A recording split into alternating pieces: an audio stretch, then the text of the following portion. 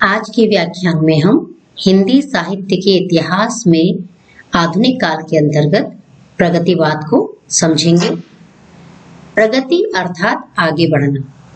प्रगति शब्द का अर्थ आगे बढ़ना है, किंतु हिंदी में प्रगतिवादी शब्द का प्रयोग इस अर्थ में नहीं होता। जो विचारधारा राजनीतिक क्षेत्र में साम्यवाद या मार्क्सवाद कहलाती है, वही हिंदी साहित्य में प्रगतिवाद कहलाती है। साम्यवादी विचारधारा के अनुसार समाज के दो वर्ग हैं। पहला है शोषक वर्ग और दूसरा है शोषित वर्ग।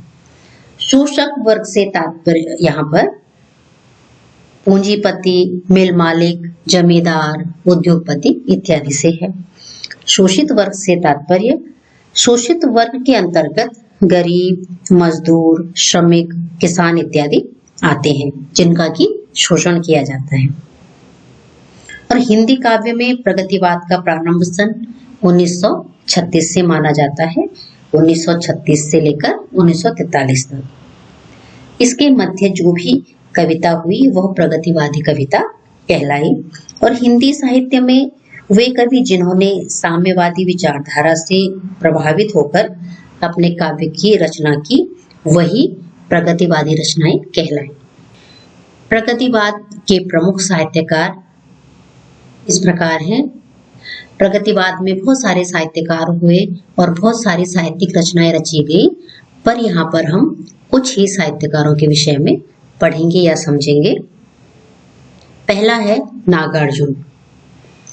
नागार्जुन की रचनाएं हैं युगधारा, सतरंगे पंखों वाली, अकाल और उसके बाद इत्यादि।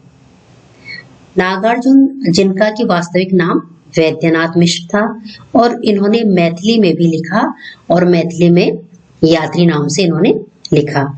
हिंदी में इन्हें अधिकतर लोग बाबा नागार्जुन के नाम से जानते हैं। बौद्ध धर्म में जब इन्होंने दीक्षा ली, तब से इनका नाम नागार्जुन हो गया था और ये प्रगतिवाद के सशक्त हस्ताक्षर माने जाते हैं।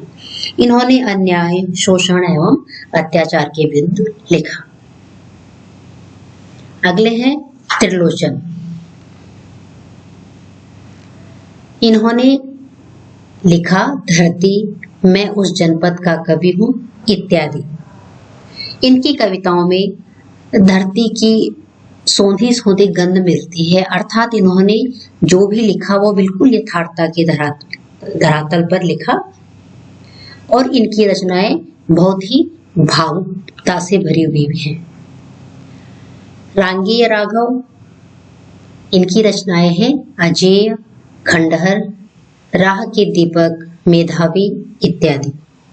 जो भी रचनाएं की वह समाजवादी चिंतन से अनुप्राणित थी और इन्होंने प्रकृति के विषय में भी बहुत कुछ लिखा।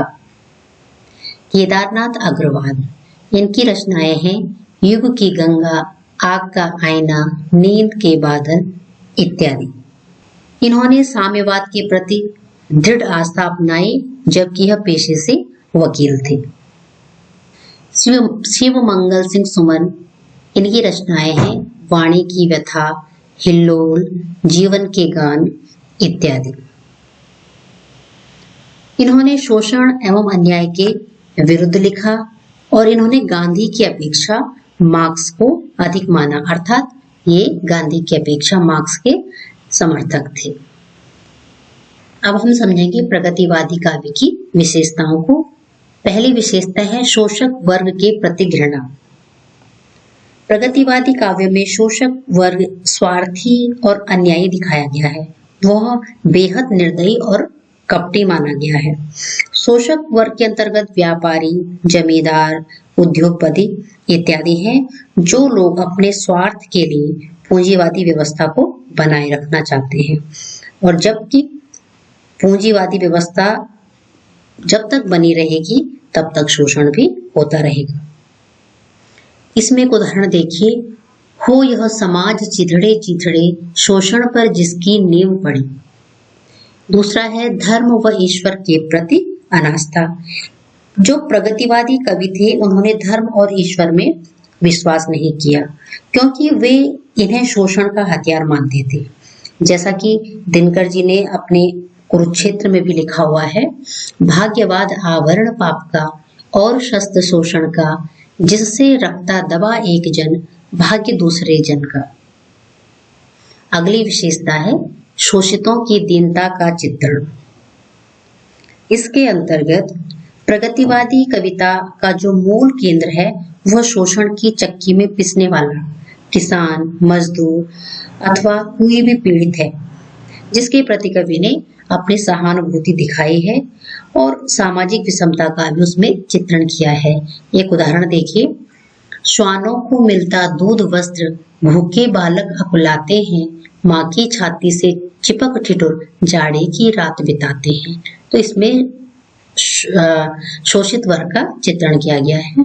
अगला है क्रांति की भावना। सामाजिक समता के लिए मार्क्सवाद में क्रांति का समर्थन किया गया है, अर्थात प्रगतिवादी कवियों ने भी प्राचीन परंपराओं का समूल विनाश करने के लिए क्रांति को सही माना है और वे चाहते हैं कि पूंजीपतियों के जो बड़ी बड़ी इमारतें हैं वो ना होकर सबको न्याय मिले और सबको बराबर हक मिले।